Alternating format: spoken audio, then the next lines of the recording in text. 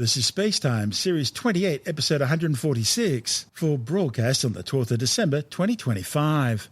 Coming up on SpaceTime, the mystery of Uranus's radiation belts, mapping Martian river systems for the first time, and the official release of the 2026 Australasian Sky Guide.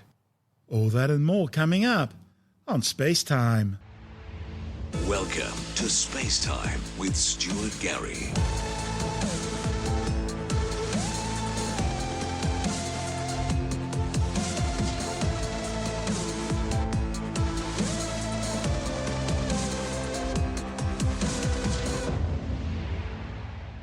Scientists believe they may have finally resolved a 39-year-old mystery about the radiation belts around the planet Uranus. Back in 1986, when NASA's Voyager 2 spacecraft made the first and only flyby of the ice giant, it measured a surprisingly strong electron radiation belt at significantly higher levels than had been anticipated. Based on extrapolations from other planetary systems, Uranus's electron radiation belt was way off the charts. Since then, scientists have wondered how the Uranus system could support such an intense trapped electron radiation belt, especially considering the planet's unlike anything else in our solar system. You see, Uranus orbits the Sun virtually on its side, with its poles always pointing to the same part of space. It has a marked axial tilt of 82.23 degrees, with a retrograde rotational period of 17 hours and 14 minutes. That means that during its 84 Earth-year orbital period around the Sun, its poles get around 42 years of continuous sunlight each, followed by 42 years of continuous darkness. Now, based on the new analysis, scientists theorize that the Voyager 2 observations may have more in common with processes at Earth driven by large solar wind storms. Astronomers now think a solar wind structure, known as a co-rotating interaction region, was likely passing through the Uranian system, and this could explain the extreme energy levels which Voyager 2 observed. The study's lead author, Robert Allen from the Southwest Research Institute, says science has come a long way since Voyager 2's flyby. And so he decided to undertake a comprehensive approach looking at the Voyager 2 data and comparing it to Earth observations made in the decades since. And this new study indicates that the Uranian system may have experienced a space weather event during the Voyager 2 visit, and that event led to powerful high-frequency waves which were the most intense observed over the entirety of the Voyager 2 mission. Back in 1986, astronomers thought that these waves would scatter electrons to be lost in Uranus's atmosphere. But since then, astronomers have learnt that those same waves, under certain conditions, can also accelerate electrons, feeding additional energy into planetary systems. In 2019, Earth experienced one of these events, which caused an immense amount of radiation belt electron acceleration. If a similar mechanism interacted with the Uranus system, it would explain why Voyager 2 saw all this unexpected additional energy. But the thing is, these findings also raise a lot of additional questions about the fundamental physics and sequence of events that would enable these intense wave emissions to occur. This is SpaceTime. Still to come, mapping the Martian river system for the first time, and the 2026 Australasian Sky Guide finally released. All that and more still to come on SpaceTime.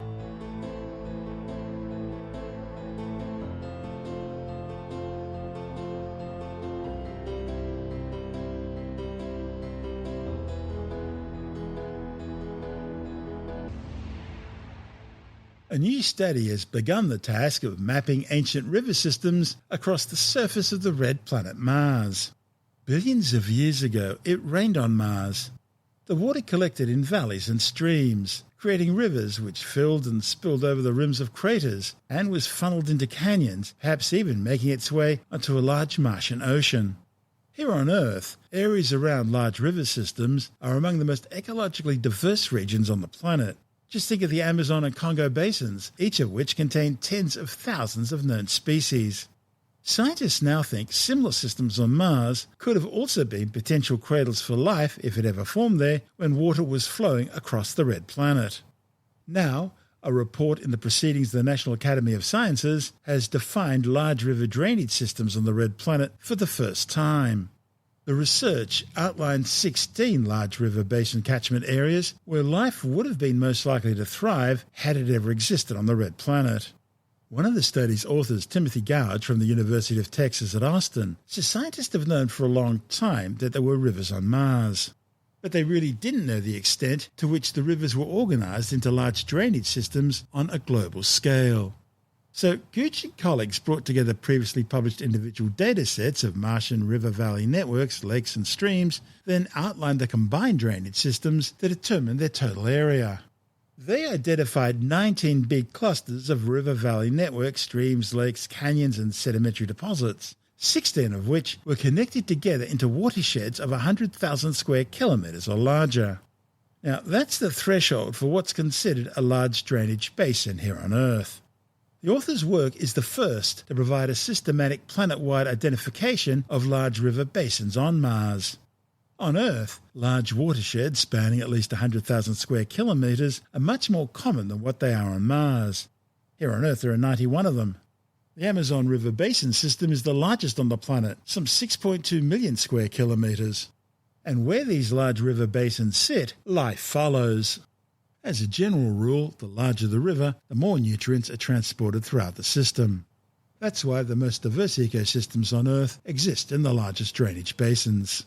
The most sprawling of these watersheds, such as the Indus River Basin, are often considered the cradles of human civilization. On Earth, tectonic activity has built mountains, valleys and other diverse topography, which directs water where to flow and connects it into other systems. And this varying topography is part of what makes a large drainage system.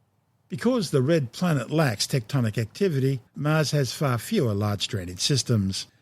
Nevertheless, although the large drainage systems only make up 5% of the planet's ancient terrain, the authors found they still represent around 42% of the total material eroded by rivers on Mars. And since sediments contain nutrients, these are the best places to look for signs of past life. The longer the distance, the more you have water interacting with rocks, so there's a higher chance of chemical reactions that could provide nutrients for any life forms that might have existed there. By and large, Mars is covered by what the authors describe as a mosaic of smaller drainage systems. While each one represented a potential habitable environment, Gooch and colleagues say that the 16 large drainage areas could be the most worthwhile areas for future studies for Mars's habitability. This is SpaceTime. Still to come, the 2026 Australasian Sky Guide has been released, providing sky watchers with a monthly tour of the night skies. And later in the science report, could volcanic activity have contributed to the spread of the Black Death? All that and more still to come on SpaceTime.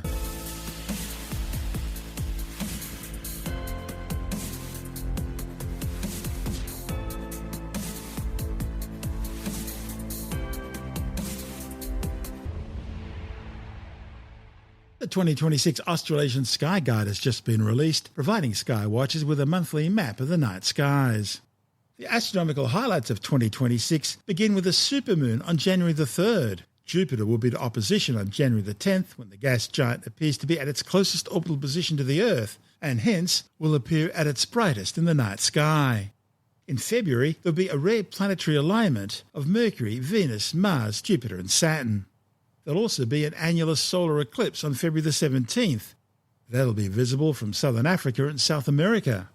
A total lunar eclipse will take place on March the 3rd, which will be visible across Eastern Europe, Asia, Australia and both North and South America. Meanwhile, the planets Mercury, Mars and Venus will be bunching up in April. And there's a blue moon on May the 31st, marking the third full moon in a season which has 4 full moons. There'll be a total solar eclipse on August the 12th, visible across Europe, North Asia and parts of North and Western Africa. And there'll be a partial lunar eclipse on August the 28th. That'll be visible in Europe, Western Asia, Africa, North and South America. The planet Neptune will be in opposition on September the 25th. That's when the ice giant will be at its closest orbital position to the Earth and fully illuminated by the Sun, allowing it to appear brighter than at any other time of the year. Right now, Saturn is at equinox, meaning its usually majestic rings have temporarily appeared to vanish. That's because they're being seen exactly side on. But on October the 4th next year, Saturn will be in opposition, when it will be at its brightest and closest orbital position to the Earth. There will be another perigee full moon, or supermoon, on November the 24th, and the planet Uranus will be in opposition the next day, November the 25th. Finally, another supermoon will take place on Christmas Eve. Dr. Nick Lom is a consultant curator of astronomy at the Powerhouse Museum's Sydney Observatory, and he is the author of the annual Australasian Sky Guide. The Sky Guide 2026 is the 36th edition, so it's been going for quite a number of years. I think it's getting better each year. We certainly try very hard to improve it. What's in the book? What does the book do? Well, the book tells readers what's up in the sky for each month. It describes as a star map for each month and has a description of what constellations, what planets are visible, and all the interesting features in the night sky for that month.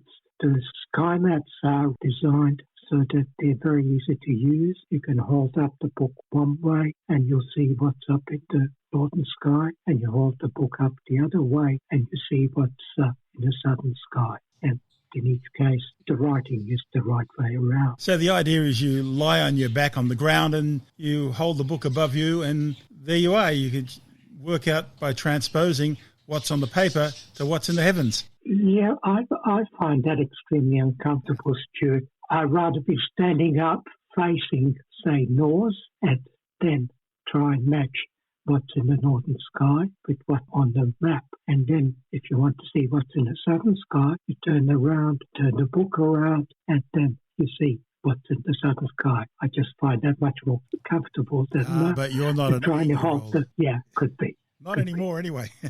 Yeah. What are some of the highlights that are coming up in 2026? Main highlights is a total eclipse of the moon in March, and that's happening in the late evening. There was a total eclipse in September this year, but that was in the early morning, 2 to 4 a.m., and I suspect most people, including myself, missed out. But the one in March 2026 is a late evening, certainly worth watching. And total eclipse of the moon are safe to watch, spectacular as the moon turns red, so it's certainly worth watching, easy to photograph as well.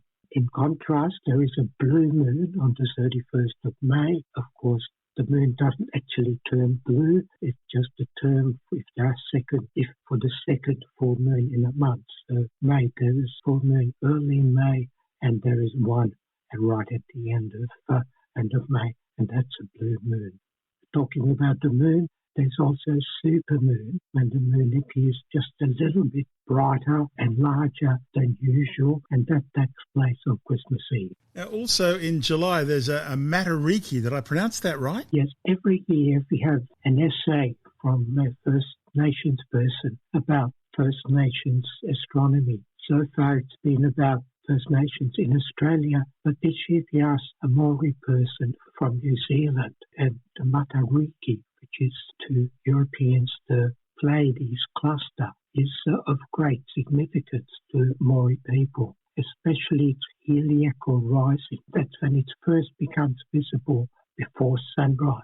That is of great importance to how they look at the sky, their calendar, and it has become a public holiday in New Zealand. And in 2026, it will be on the 10th of July. We use the Australasian Sky Guide on Skywatch here on SpaceTime. If people want to get a copy, where do they go?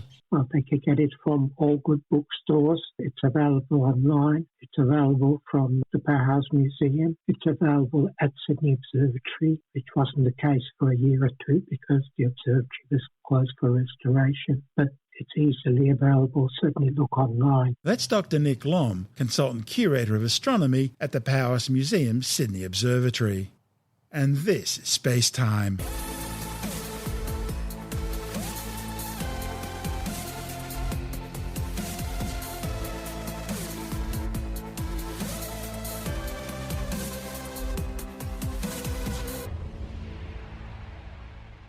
And time now to take another brief look at some of the other stories making news in science this week with a science report.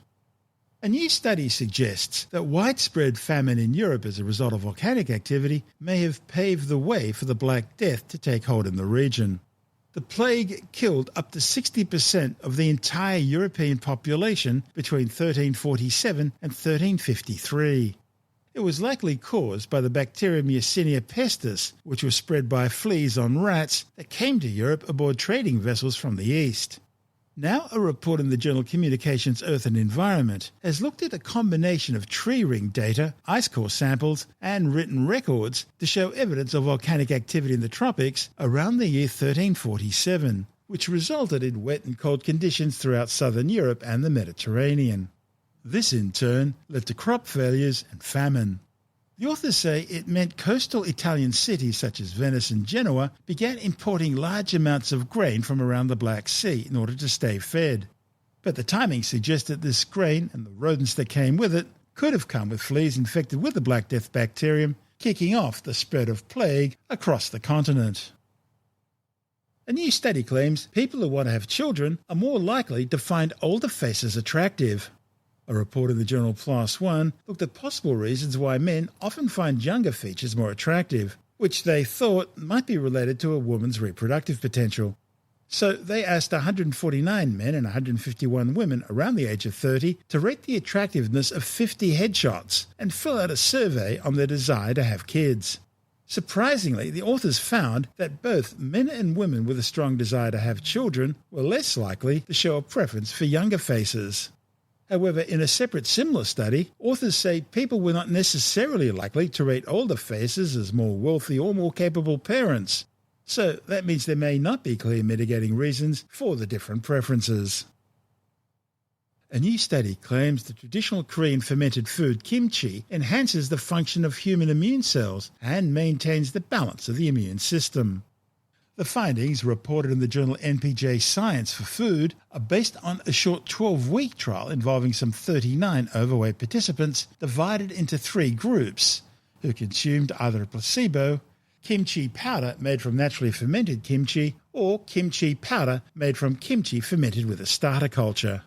After the 12-week trial, peripheral blood mononuclear cells were collected and single-cell transcriptomics analysis was conducted tracking changes in the gene expression of each cell. The authors claim the kimchi-consuming groups had better immune response in the function of their antigen-presenting cells, which recognize external invaders such as bacteria and viruses. They say the results suggest that kimchi might be stimulating the immune system while also acting as a regulator, suppressing unnecessary and excessive responses. Now, it's important to point out that this study was supported by the World Institute of Kimchi. There's an important reminder out today about the dangers of taking medical advice from self-proclaimed so-called experts pontificating on social media. The skeptic's Tim Mendham says, as well as the usual pseudoscientific miracle cures for everything from warts to cancer, now influencers on places like TikTok are spouting false claims against birth control medications, discrediting their efficacy and safety in lieu of promoting their own so-called natural contraceptive alternatives. TikTok is, of course, a font of wonderful information, and a lot of it's not true.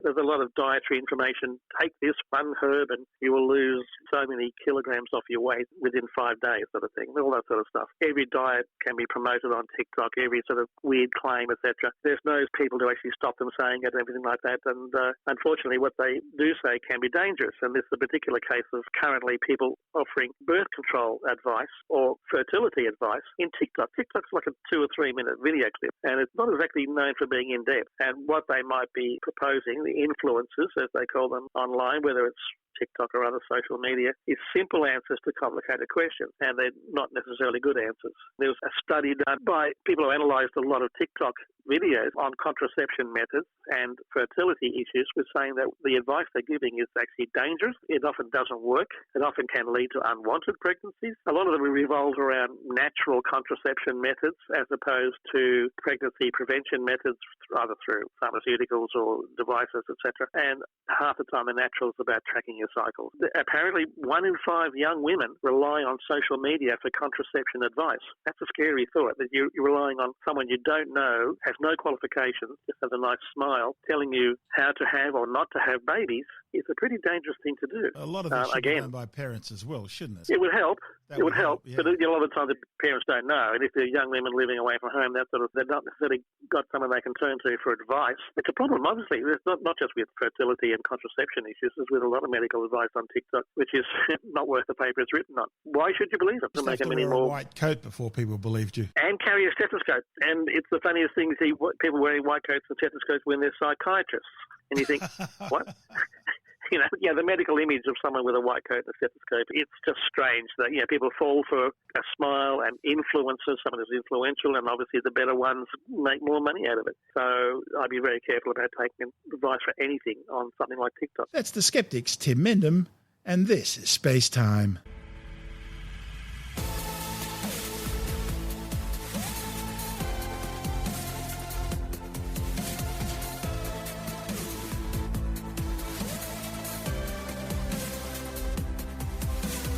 And that's the show for now. SpaceTime is available every Monday, Wednesday and Friday through Bytes.com, SoundCloud, YouTube, your favourite podcast download provider, and from spacetimewithstuartgary.com.